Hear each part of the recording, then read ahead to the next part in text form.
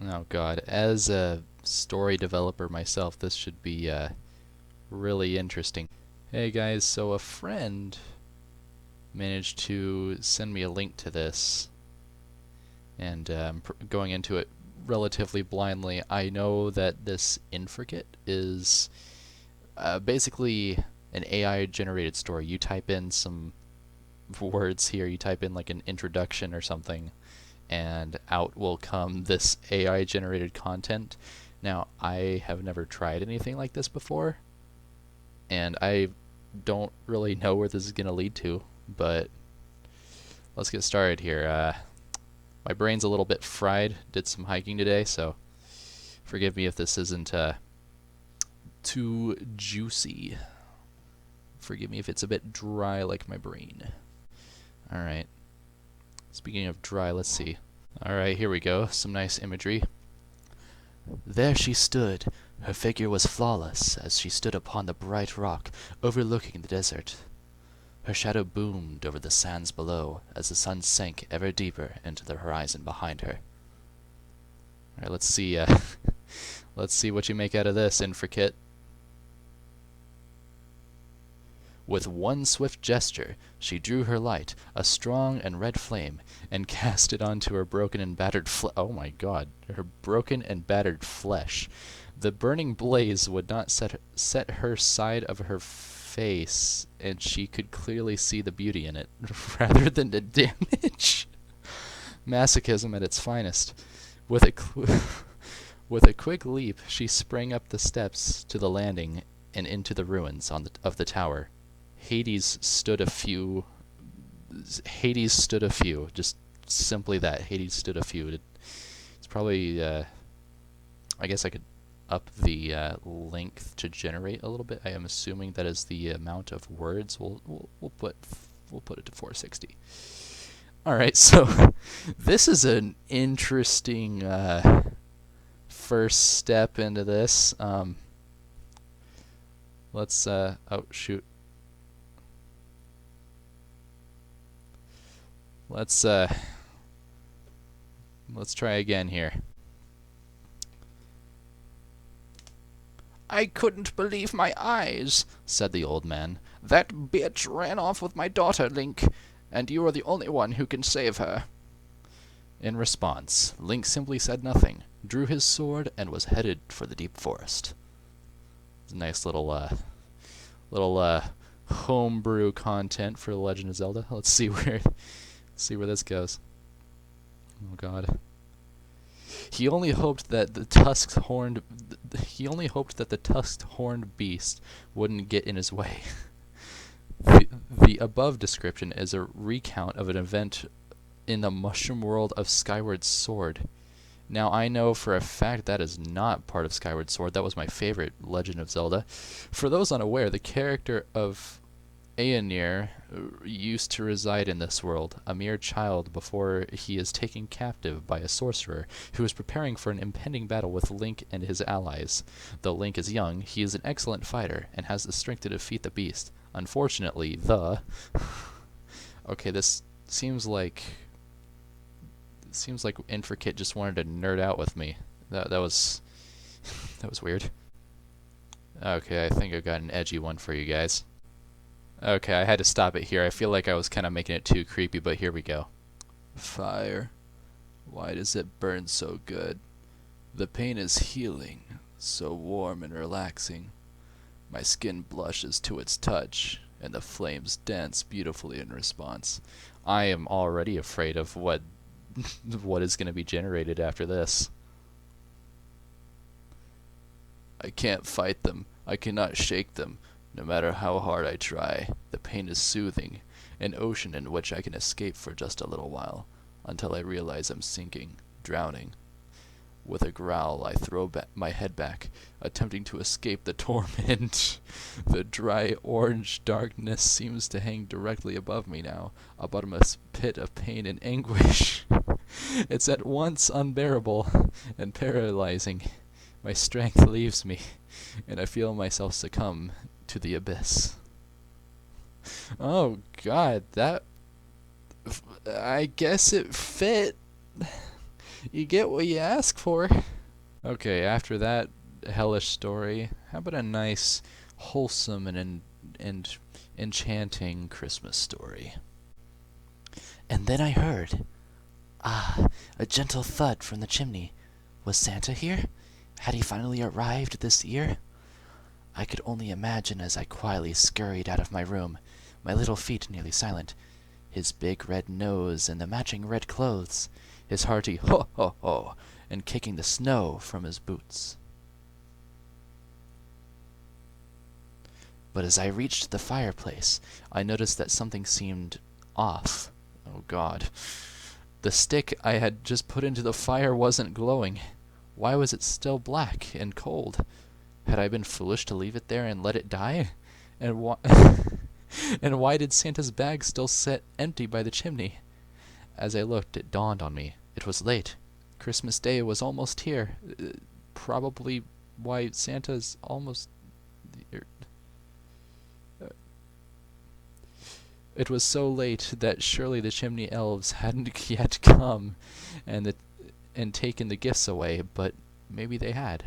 Maybe it was too late for the story man in red. Or maybe it was too late for the stony man in red. I clutched my knees to my chest, and as my eyes began to well, I wanted Christmas to be here. It was the most... That made no sense. That made no sense. Alright, this one's going to be pretty open-ended, and it's not very creative, but here we go. My heart was thumping, so thunderous in my head. My pursuer was gaining as I rounded the corner into the alleyway. However, I saw a looming shadow standing still on the other side.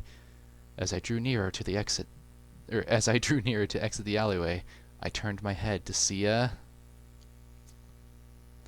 figure peeking from behind a dumpster, watching my every move.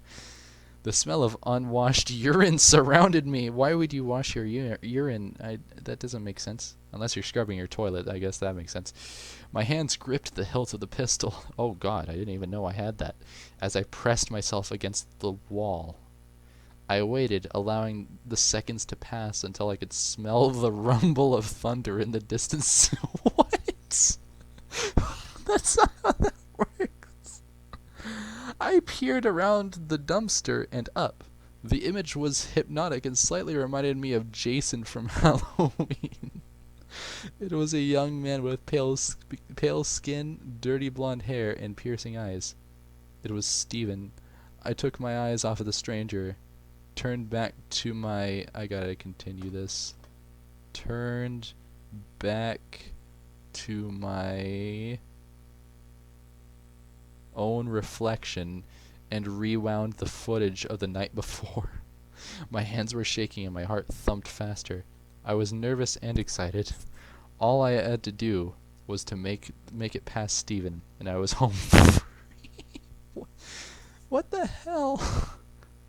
This just... I get it. It's relatively close to Halloween, but damn, that took an interesting turn. Man, do I love that song. Let's see. What I'm about to enter in is obviously not true, but I just want to see how funny this can get. Man, do I love that song. Aerosmith by Pink Floyd. Pink Floyd. Right now, lots of you have uploaded your own clever, funny, emotional, embarrassing, or fascinating videos to YouTube, which is a fun and productive thing to do. But now Google, which counts YouTube as a major source of revenue for its non-advertising business, is... this isn't even funny, but let's see. Is getting creative about censoring these videos, though it rarely reports what it's doing. Okay, this isn't even getting any humor. Okay, you can stop now. You can stop now, dickhead. Alright, this is probably gonna offend some people. Yo, did you see that new deck that Tony had? It was freaking nice, dude. Like that skateboard. God, I gotta get one of those, man. Okay, that's not cringe. Here we go. They've tie-dyed shirts, mom's darn autism, creating counselors, miracles, risky psych happened, accidents, hugs, cougs, non-optional pointing, Scalaca's symbolism, coupon response, pushed theater, disease, maniac, street sausage. What the hell? Repained protein dust, comply motivated cycle, temperament, carbon evolution clothes, genuinely tossing unpopular. God, what the hell? Published theater disease maniac street sausage, yes. Okay, let's just dial this down a little bit. Okay, god damn it. Alright, pretty simple. Nipples. Okay, I take it back. That probably went a little too far on the NSFW side, so let's not do that. I put a nipple over here thinking it would do something funny like just PG-13, but that was pretty much right on the verge of R rating, so it was a little too questionable. Okay, I know what I just said about the whole nipple thing, but I like big butts, and I cannot lie. Oh, cannot lie. What's this gonna turn into?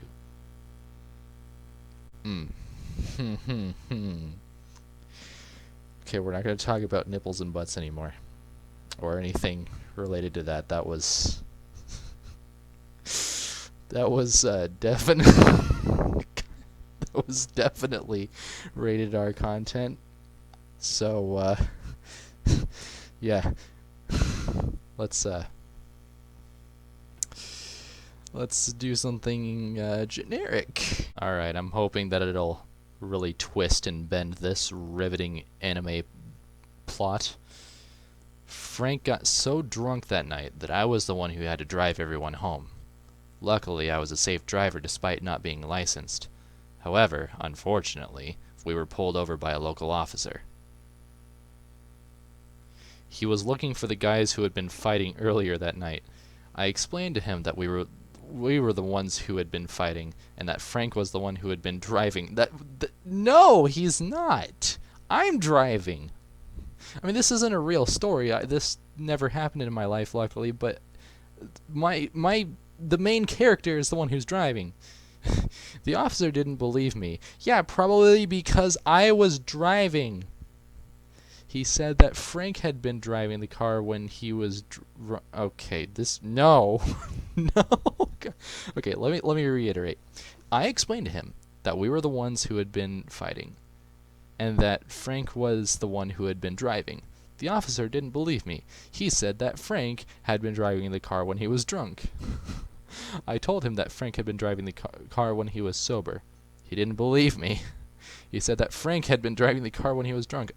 Okay, that's just repeating what he had said. Okay. That was definitely something. Alright, two things. One, Mulaney, my real life girlfriend, this is for you. Two, Infrikit, please don't make me say anything weird to my girlfriend. This is also very open-ended. Let's see where this goes. My girlfriend is really friggin' pretty. No, beautiful. I just can't find the right words. She has a lot of things that no word in any dictionary can describe. When I call her, I will tell her that I love her, and she will say it back. I'm sure that's usually how that goes. She is the best girlfriend I have ever had. That is also true. I am not exaggerating when I say that she is the most beautiful girl I've ever seen.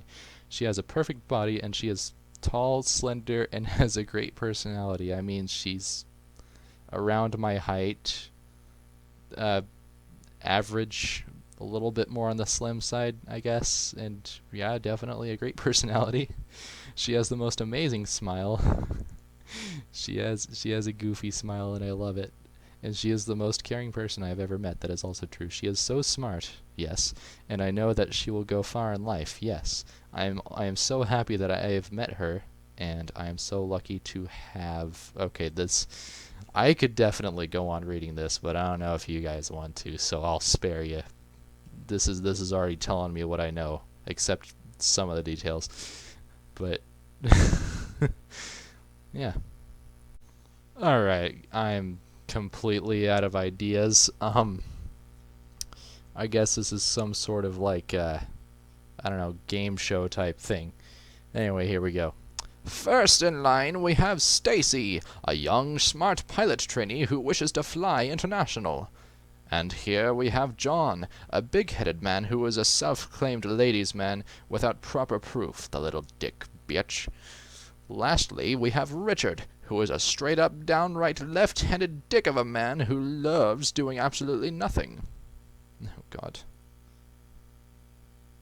These guys all meet and form a team of blast-happy mercenaries with lesbian tendencies? Okay, Fate Kaizuko screenshot. Power up for expertise. Stealth bomb in combat. Okay, this is some, like, sort of game type thing. Cam bombing can destroy weak enemies faster but weakens yourself. What the frick is that? Leak bombing, super bomb, make a potion bomb husbands. Moolurch technology strikes again. The scientists get an inadvertent magic stick for a follow-up combat. Okay, follow-up combat. I'm assuming that's what that meant to say. And a gaining legion of successful clones. And they get their Luviron back. What the frick? Seriously, hero? 20,400 points. And model makers. 10 secret costume packs. Along with a treasure bag. As for Maid Bonnie, whoa, we gotta watch out for Maid Bonnie. Which puts us to a grand total of $1. What? All. Okay, I can't anymore. This is too much. My brain can't handle this level of stupidity right now, especially after hiking in like 90-degree weather for several hours. So I'm gonna leave it here for tonight, and hope you guys enjoyed this level of weirdness, and I will see you all later.